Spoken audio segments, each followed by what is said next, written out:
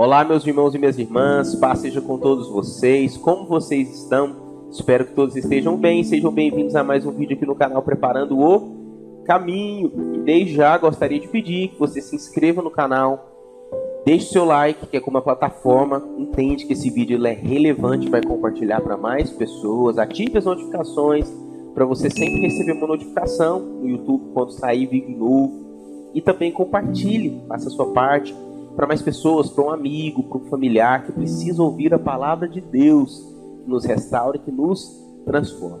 Então estamos aqui para mais um vídeo, para mais um momento de aprendermos da palavra de Deus, e peço que você feche seus olhos para orarmos e pedirmos entendimento que vem somente dele.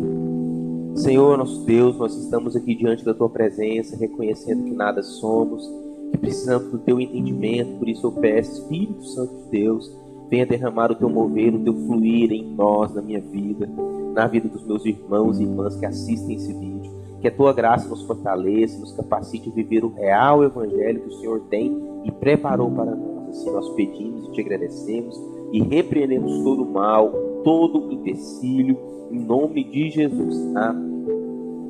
Então é isso, meus irmãos, vamos lá. Nos últimos vídeos nós falamos muito sobre cristãos que vão ao carnaval, que vão a shows mundanos, que bebem, que se prostituem, que vão a essas festas regadas à droga, a coisas do mundo. E de pastores, líderes também que são omissos e que permitem que isso aconteça nas suas igrejas e que não assumem o papel de fato de ser líder, de cuidar, mas também de exortar, de corrigir, de mostrar o caminho, ou seja, de preparar o caminho para que essas ovelhas caminhem em direção a Cristo. E quando isso acontece, nós nos tornamos aquelas pessoas, que a Bíblia nos fala, né, que ouvem a palavra de Deus, mas não praticam. Ou seja, nós nos tornamos apenas ouvintes. Nós lemos, ouvimos nos cultos, mas não praticamos. E o que a Bíblia nos fala sobre isso? A Bíblia nos fala no livro de Tiago, capítulo 1, a partir do versículo 22, o seguinte: sejam praticantes da palavra e não apenas ouvintes, enganando-se a si mesmos. Aquele que ouve a palavra, mas não a põe em prática, é semelhante a um homem que olha sua face num espelho e depois de olhar para si mesmo, sai e logo esquece a sua aparência. Mas o homem que observa atentamente a lei perfeita que traz a liberdade e persevera na prática dessa lei, não esquecendo o que ouviu, mas praticando, será feliz naquilo que fizer. Se alguém se considera religioso, mas não refreia sua língua, engana-se a si mesmo. Sua religião não tem valor algum. A religião que Deus, o nosso Pai, aceita como pura e imaculada é esta: cuidar dos órfãos e das viúvas em suas dificuldades e não se deixar corromper pelo mundo. Então aqui, meus irmãos, como nós acabamos de ler, a Bíblia nos fala que nós devemos viver a palavra de Deus, nós devemos praticar e não apenas ouvir ou ler somente. Então, por exemplo, quando a Bíblia me fala, se não me engano é 1 Coríntios 6, que aqueles que praticam imoralidade sexual, os assassinos, os adúlteros, os idólatras, os beberrões, ou seja, os bêbados, os caluniadores, os fofoqueiros, eles não herdarão o reino dos céus. A Bíblia me fala que Deus está rejeitando essas pessoas num contexto geral? Não, porque Jesus, ele morreu para nos dar a salvação, ou seja, a salvação está disponível a todos, mas nem todos querem. Existe um grupo de pessoas que preferem continuar na prática da mentira, do adultério, da imoralidade sexual, do roubo, e essas pessoas não vão herdar o reino dos céus, porque é impossível que eu viva nessas práticas, mas herde o reino dos céus, que eu possa morar com Cristo, porque Deus, ele abomina o pecado que é sujo. Eu vou dar um pequeno exemplo aqui. Uma vez o meu pastor, ele me deu esse exemplo, né? Imagina um copo de água, purinha, água, né, transparente ali, limpinha. Você pega um pedacinho de sujeira, vamos colocar um pedacinho de, até perdão da palavra, mas um pedacinho de cocô de cachorro, por exemplo. Pega um pedacinho e coloca lá dentro, pequenininho assim. Você, reflita comigo, vai continuar tomando a água? Por mais que seja só um pedacinho pequenininho, eu acredito que a maioria vai dizer que não. O que eu estou querendo dizer? Que essa sujeirinha é o pecado para Deus. Jesus, ele morreu para nos lavar e nos justificar. Então, a partir do momento que eu aceito a Cristo e creio nele, eu recebi a graça de ser limpo.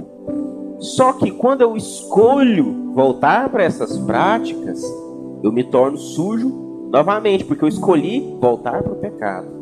E a partir desse momento eu só ouvi a palavra de Deus, mas eu não vivi, eu não pratiquei, eu não perseverei. Como no livro de Tiago fala, que a gente tem que perseverar, ou seja, até o fim. Como a Bíblia, meus irmãos, eu sei que não é fácil, né? Eu estou falando aqui, pregando, mas eu sei que não é fácil viver em santidade, buscar viver em novidade de vida. Mas o próprio Cristo disse que a porta que leva aos céus é estreita, que o caminho é árduo, porém a recompensa no final, ela é gloriosa, vale a pena, mas é difícil mesmo. E quer dizer que então nós somos perfeitos, nunca mais vamos errar?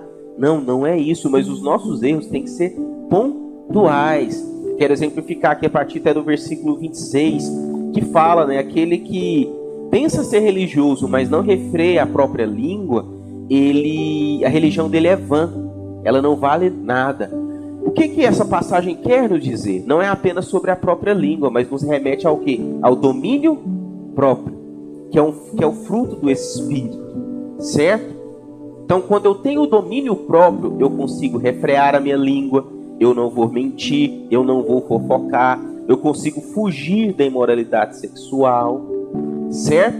Então, quando eu tenho domínio próprio, eu consigo buscar uma vida de santidade. Mas o domínio próprio, ele só vem por meio do quê, Felipe? De um relacionamento com Deus, da leitura da palavra, da oração, do jejum e da busca genuína todos os dias, para se abster, para viver longe do pecado. E a partir desse momento eu consigo lutar, certo? Quer dizer que a gente nunca mais vai errar, como eu disse? Não. Mas os nossos erros têm que ser pontuais. Por exemplo, vamos supor que você está no trânsito e a sua mãe, né, Deus me livre, sofreu um acidente. Você chegou ali nervoso e falou coisas que não deveria. E isso foi uma coisa pontual, num momento drástico, um momento assim, que é uma exceção, onde uma pessoa que você ama foi machucada. Você pecou, você falou o que não devia. Ali depois você se arrepende, pede perdão a Deus e muda a rota. Então não é isso que eu estou falando. Eu estou falando daquela pessoa que vive nessas práticas. Você já reparou que existem pessoas que o tempo todo são nervosas? Um homem que é nervoso o tempo todo, uma mulher que é ranzinza, amargurada, nervosa o tempo todo. Como que o Espírito Santo de Deus opera na vida dessa pessoa? Não opera. Então isso mostra o quê? Que essa pessoa, mesmo que está na igreja, mas que é nervosa o tempo inteiro, que dá patada, que fala das pessoas o tempo inteiro, que o Espírito Santo não está habitando ali. Ele não está operando naquela vida. Então tudo que essa pessoa está fazendo na igreja é em vão. Não vale nada. E ainda mais, a Bíblia ainda continua nos dando um tapa na cara com luva, né, como diz o ditado, falando que a religião verdadeira, pura e imaculada, que Deus aceita, é cuidar dos órfãos, das viúvas, dos necessitados em suas dificuldades e não se corromper com o mundo. Então eu te pergunto, o cristão que vai no carnaval, que bebe, que tem relações antes do casamento, que faz essas coisas, ele está evitando se corromper com o mundo ou ele está fazendo exatamente o que o mundo ensina? Responda para você mesmo. É claro que ele está fazendo exatamente o que o mundo ensina. Então ele não está vivendo na prática o real evangelho. Então nessa passagem de Tiago, a Bíblia nos corrige realmente a viver, a praticar o evangelho, e ela nos dá pelo menos 3 ferramentas para isso, né? Quais são essas ferramentas, Felipe? A primeira que nós já vimos, que é buscar o domínio próprio por meio da presença do Espírito Santo de Deus, certo? E isso só vem por meio de um relacionamento com Deus genuíno. Não é só ir na igreja, no culto. Você tem que orar em casa, ler a Bíblia, você tem que buscar a Deus, ter sede e fome por conhecer a Deus, o seu Criador, o seu Pai. Essa é a primeira chave. A segunda chave é de fato praticar esse evangelho. Porque quando você recebe a presença do Espírito Santo de Deus, você tem domínio próprio, você começa a viver e a praticar esse evangelho. E a partir daí as pessoas vão conhecer a Cristo através da sua vida, que nos leva à terceira chave, que você vai começar a viver o evangelho na prática, ou seja, não só falar. Você vai começar a transmitir com as suas ações, cuidando dos órfãos, das viúvas, não se corrompendo com o mundo, ou seja, vivendo em santidade, em separação do mundo, e as pessoas vão ver por meio dos seus frutos, das suas ações, a verdade de Cristo, o evangelho de Cristo, e vão perceber, o Espírito opera na vida daquela pessoa, porque ela pratica a verdadeira religião. A gente vê a mansidão, a gente vê o domínio próprio na vida daquela pessoa, e ela se compadece dos órfãos, das viúvas, dos animais. A Bíblia até fala que o justo, até os seus animais passam bem, ele cuida dos animais também. Uma pessoa que está sempre disposta a ajudar o próximo, e principalmente que vive em santidade, não se corrompe com o mundo. Ou seja, ela não parece ser cristão, ela é um cristão. E ela escolhe desagradar o mundo, né, ser um estranho para o mundo. Então, meus irmãos, continuando aqui, o celular até deu um cortezinho, mas o que eu estava dizendo é que a pessoa que ela escolhe viver em santidade, ela se torna um estranho para o mundo, porque ela não tem as mesmas práticas, mas ela se torna conhecido de Deus, que é o que importa. Não se importe em agradar as pessoas, ser conhecido ou reconhecido pelas pessoas. Se preocupe em ser conhecido por Deus, e que o seu nome esteja escrito no livro da vida nos céus. Assim você viverá uma vida de verdade, uma vida que caminha rumo à salvação. E se você quer, se você tem esse desejo, se você se encontra nessa prática, se você se encontra nesse momento onde você apenas ouve a palavra de Deus, você lê, mas ainda está preso no pecado, ainda está no emaranhado, né, de práticas pecaminosas, de práticas sujas, vamos orar. Feche os seus olhos, escolha a Deus. Vamos orar agora, abrindo mão. Se você realmente quer viver esse evangelho, vamos orar abrindo mão daquilo que nos afasta de Deus. Feche os seus olhos e ore comigo.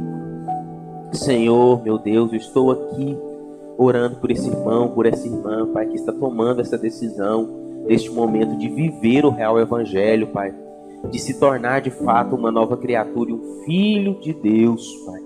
Eu oro para que o Senhor conceda força, Pai, para que o Senhor conceda sabedoria, que a Tua presença, Espírito Santo de Deus, acompanhe essa pessoa e ajude ela, Pai, a viver longe do pecado, Pai, a viver longe das práticas que te desagradam, que afastam ela, Pai, da Tua presença. Liberta ela, Pai. Nós repreendemos todas as correntes, todas as cadeias, todo o mal que tenha aprisionado a vida dessa pessoa, que seja cancelado em nome de Jesus, pois a Tua palavra nos fala que o que nós ligarmos ou desligarmos na terra será ligado ou desligado também no céu, no mundo espiritual. Então nós desligamos, Pai, toda corrente, toda artimanha, Pai, do inimigo para tragar, para prender a vida dessa pessoa na prática pecaminosa, seja cancelada e derrubada agora em nome de Jesus, e que a graça, Pai, que nos fortalece, a graça que nos capacite, abunde na vida dessas pessoas, Pai, para que elas possam viver de fato com a Tua presença em novidade de vida.